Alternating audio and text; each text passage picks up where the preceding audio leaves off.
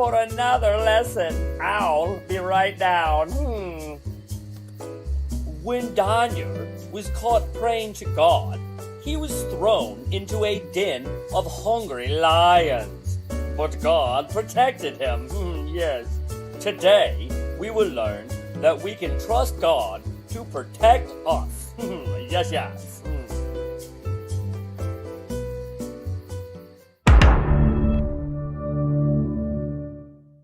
Where do you want to start? I guess in the beginning somewhere? It's a crazy story. Crazy. What was the story?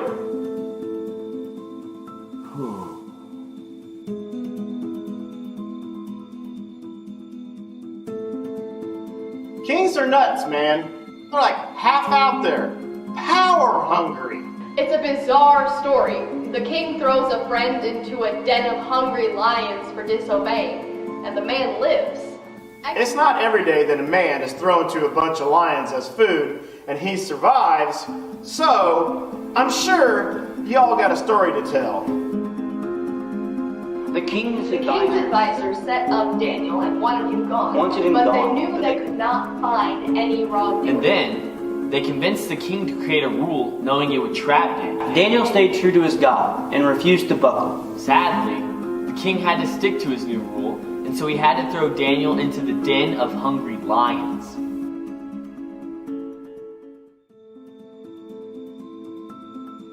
Can you state your name for the camera?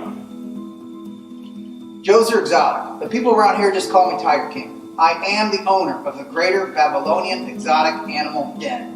Now, you're part of the craziest animal story ever told. Yeah, it all started with King Darius asking me to care for his den of lions. I looked after the lions and tigers. He used to punish those who did not follow his commands. So, tell us about the day that Daniel was brought to you. Apparently this Daniel guy was praying to his God. He got in trouble for it because of the king's new law. And as the punishment, he was fed to the lions. Now, up to this point, how were the lions? Well, they're lions. They were hungry, of course. They had not eaten in a long time. I thought if I threw them in there, they would devour Daniel the moment that he was thrown in. So, what happened?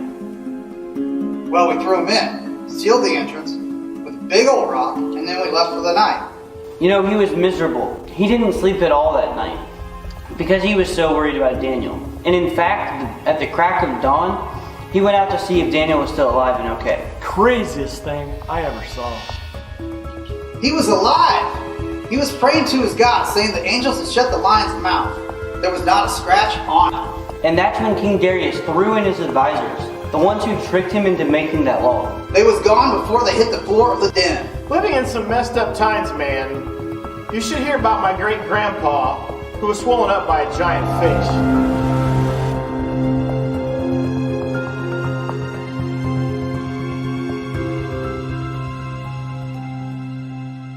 Hey there, everybody! I'm going to tell you some lion jokes.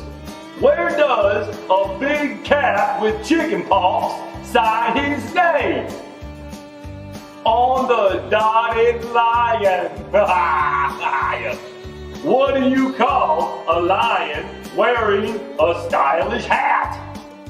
The dandelion.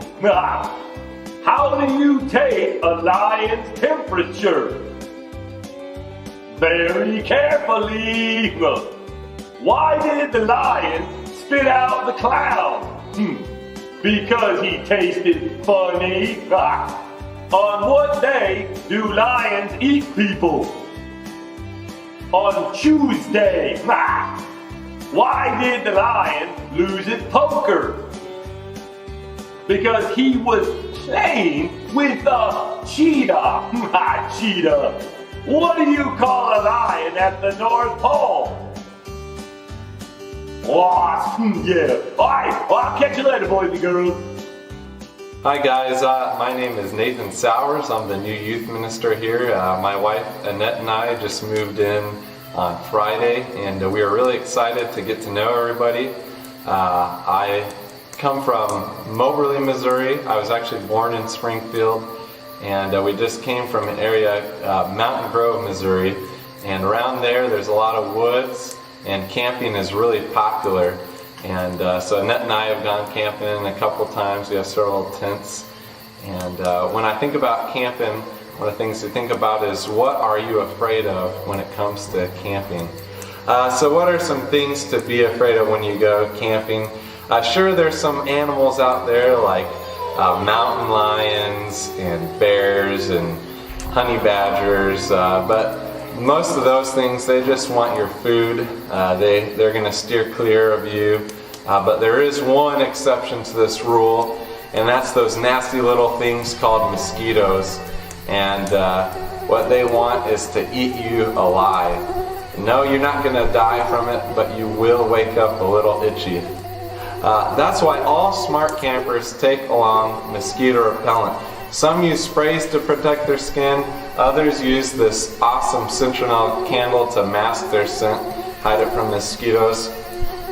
But when we're in trouble, we have a protector more effective than any bug repellent. God has promised to look out for us, and just as He shut the mouths of the lions for Daniel, God will keep us from harm. So put your trust in God and let Him be your shield and protector. God will keep you safe.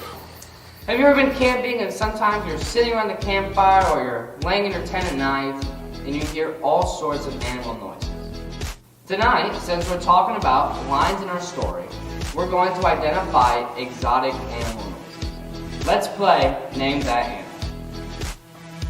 What sound do you think this animal is? An elephant, an impala, or a T-Rex?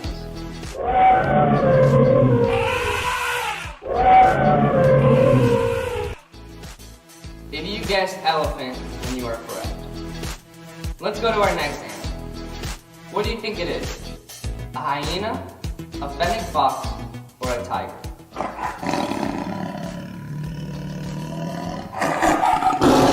If you guessed tiger, then you're correct. How about this one? African buffalo, lion, or aardwolf?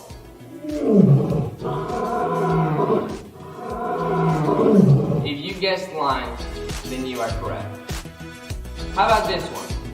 Wildebeest, zebra, or honey badger?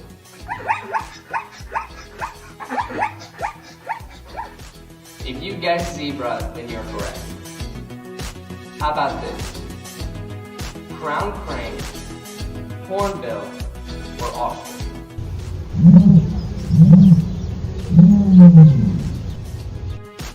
If you guessed ostrich, then you're correct. How about this one?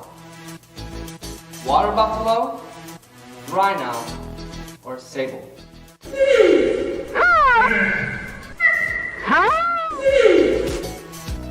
If you guessed rhino, then you're correct. How about this one? Bush pig, warthog, or hippo? If you guessed hippo, then you're correct. Let's try this. Meerkat, aardvark, or mongoose?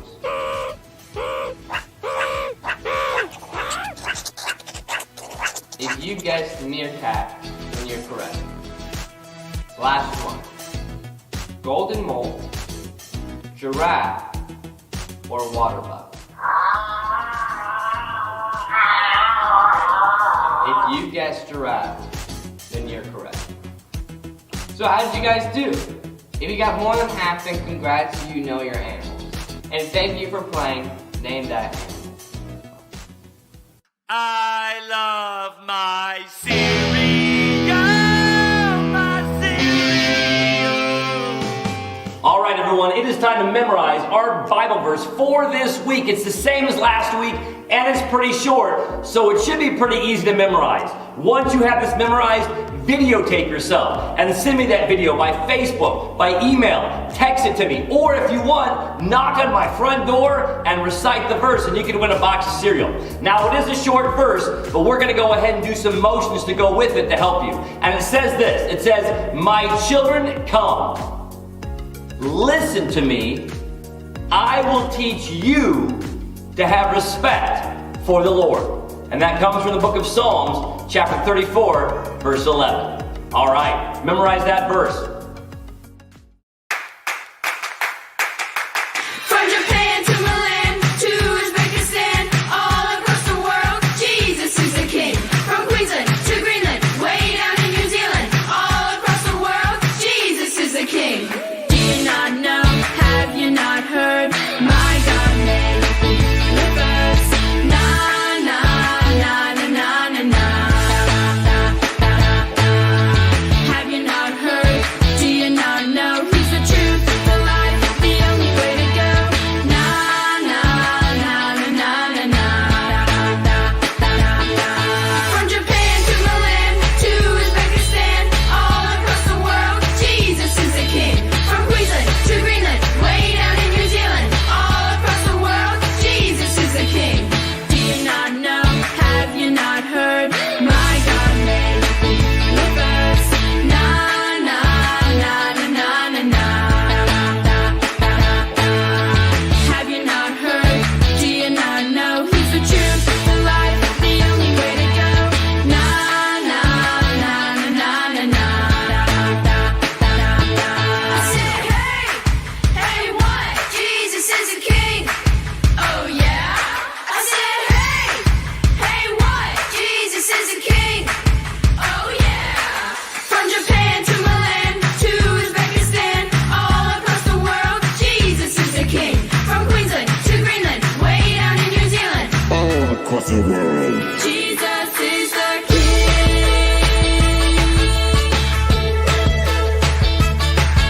From Queensland to Greenland, way down in New Zealand, all across the world, Jesus is. From Japan to Milan to Uzbekistan, all across the world, Jesus is the King.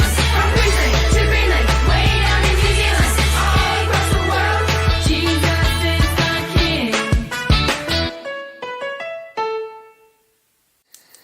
I think every story is more exciting with wild animals.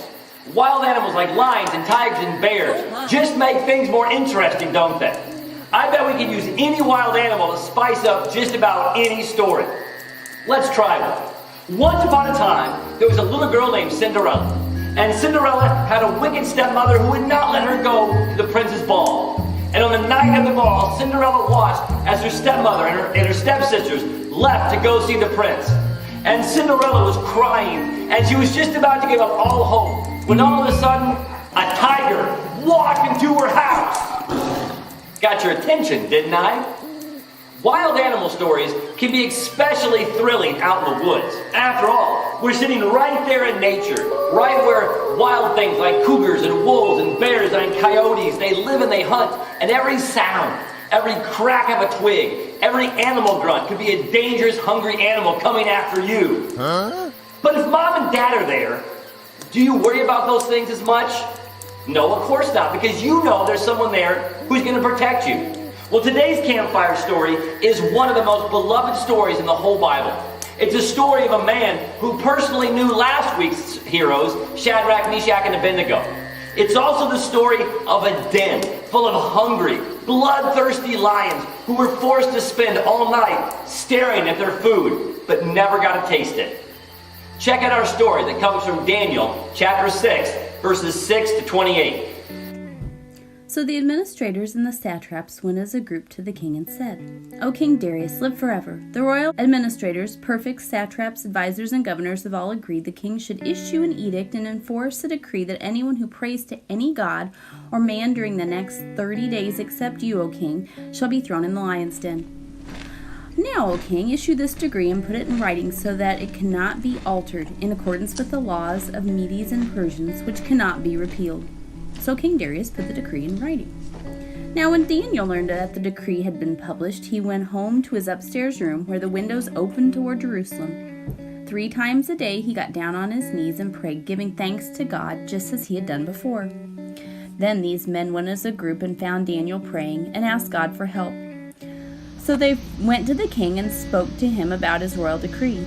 Did you not publish a decree during the next 30 days anyone who prays to any god or man except you, O king, would be thrown in the lion's den? The king answered, The decree stands in accordance with the laws of Medes and Persians, which cannot be repealed."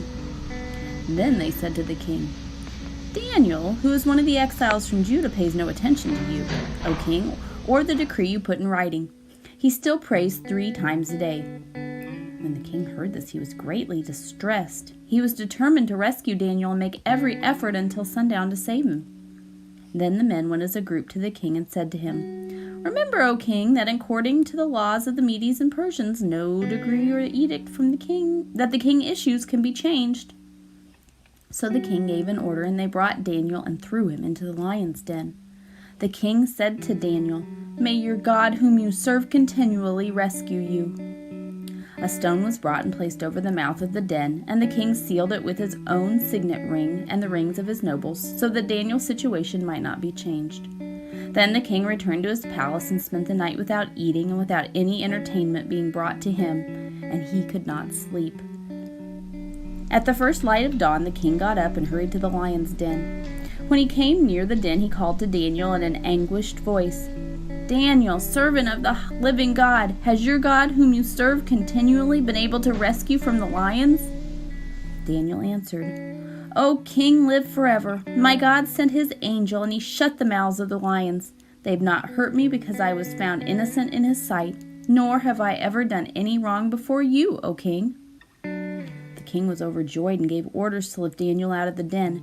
And when Daniel was lifted from the den, no wound was found on him because he had trusted in his God. At the king's command, the men who had falsely accused Daniel were thrown into the lion's den along with their wives and children. And before they reached the floor of the den, the lions overpowered them and crushed their bones. Then King Darius wrote to all the people, all the nations and men of every language throughout the land, "May you prosper greatly. I issue a decree that in every part of my kingdom people must fear and reverence the God of Daniel, for he is the living God, and he endures forever. His kingdom will not be destroyed, his dominion will never end. He rescues and he saves. He performs signs and wonders in the heavens and on earth. He has rescued Daniel from the powers of the lions." So Daniel prospered during the reign of Darius, in the reign of Cyrus the Persian. Daniel was in a predicament not unlike our friends from last week. He was in a position of great power, working for a king who did not believe in God. And Daniel also had enemies who were trying to get rid of him. And so his enemies came up with this plan to force the king to put Daniel to death. But just like Shadrach, Meshach, and Abednego, Daniel was not afraid of anything that the king's men could do to him. And Daniel would not give up his faith in God. He trusted that God would protect him, and so he kept on praying even when he was told not to. King Darius was stunned to see that Daniel was still alive the next morning. And when he saw the men who accused Daniel die in the lion's pit, he knew it was no fluke. Daniel survived because God was his protector. And that same God is still protecting the people who love him today. So how does God protect us? How often does God keep us safe from harm? Well, sometimes we see God in action. Something happens that was unexpected that keeps us from being in the wrong place at the wrong time. Or someone speaks up and keeps us from making a bad choice. We may not see it at the time, but we can look back and see that God was there, stepping in at just the right time, at just the right moment to protect us. But the truth is, we may never know how many times a day God keeps us safe. We may not know when God keeps us from being in a car accident or stubbing our toe or falling off a swing. God, of course, doesn't protect us from every bump and bruise, but when we're faced with someone like King Darius, who challenges our faith, we can trust that God is going to be there. God wants all people to see that he loves them, even people like King Darius. And so God can use us and our courage to show the world that he is real and that he is love. Daniel must have been terrified to fall into that pit of hungry lions. But Daniel knew that God would save him. Do you trust God that much? Do you trust God to protect you? Do you believe that he will be there when you're the only one brave enough to do the right thing? Trust in God and what he commands, and he will be faithful and protect you. Everyone, thank you so much for watching. I'll catch you back here next week.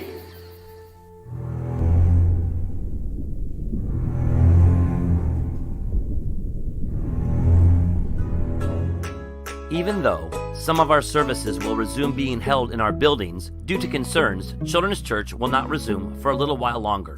We will continue posting our services online and hope you will keep joining us each and every Sunday. Beginning next week, this service will air at 9 o'clock a.m. All right, this marks the end of our service. And if you're brand new to watching one of our services, or if you missed last week, at the end of this series, we're going to be given a digital badge for those who watch the service. And I want to see how many of these digital badges you can collect in our 8-week series. This is week 2 of our series, and this is what our badge looks like. Can you guess why we chose this one? How does this relate to our story? I'll catch you back here next week.